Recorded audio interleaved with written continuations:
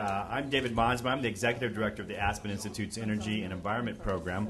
And from time to time, when we think we have something to report on to you, the greater community here in Washington, we gather in this room for lunch to talk about something, in this case today, a recent report by the Energy and Environment Program on redefining the nation's infrastructure challenge. And so today we have a panel here who are actually members of the dialogue that we convened. I should say a little bit about how our dialogues are structured in the program. The Aspen Institute and the Energy and Environment Program, of course, are non-advocacy, non-partisan organization.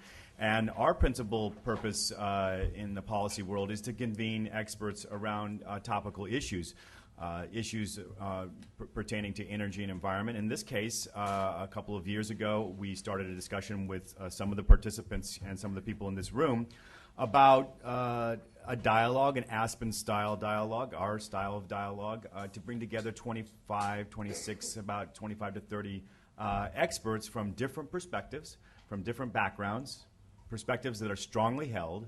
And I would say in the case of water infrastructure and water services in the United States and the water regulatory system we have, these are very these are hard scrabble politics. There's a lot that goes on, and it's not really possible to fully and adequately characterize the infrastructure system of regulations and water services that are provided to Americans across this country. So we're not naive, hopefully, about when we embark on a dialogue like this about what we can accomplish.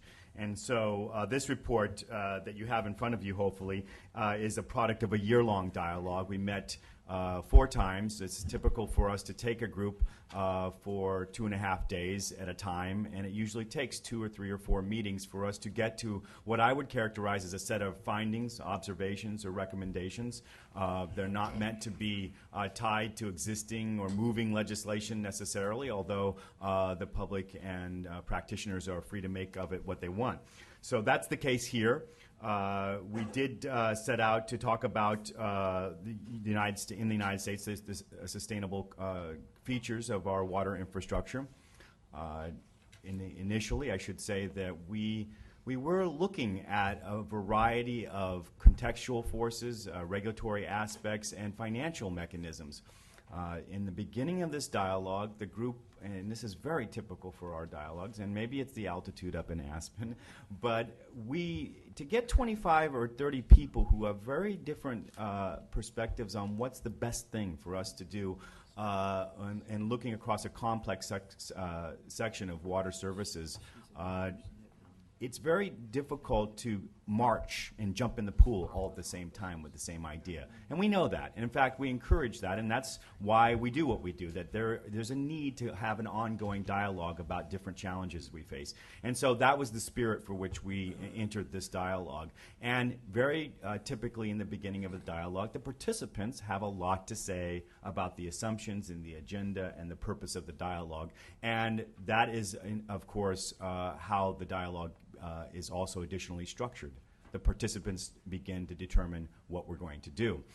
So within some boundaries that we hopefully set and some assumptions about the dialogue, we embarked on a quest to understand what the definition of sustainability or sustainable water infrastructure would be in the U.S., and that's what this report speaks to. And rather than have me characterize or discuss it, we've asked a panel here who are made up of participants in that dialogue to discuss their viewpoints and their perspectives, some of them shared and some of them interpretive. And so I think that's where we'll begin.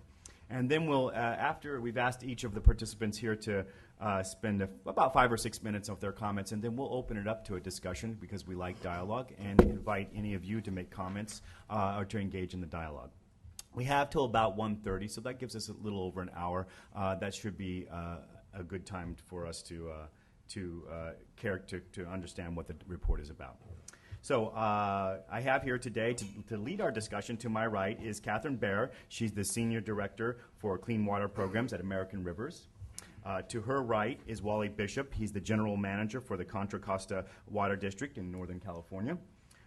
To Wally's right is Tracy Meehan. He's the principal of the Cadmus Group, and he's also a former Assistant Administrator for the U.S. EPA Office of Water.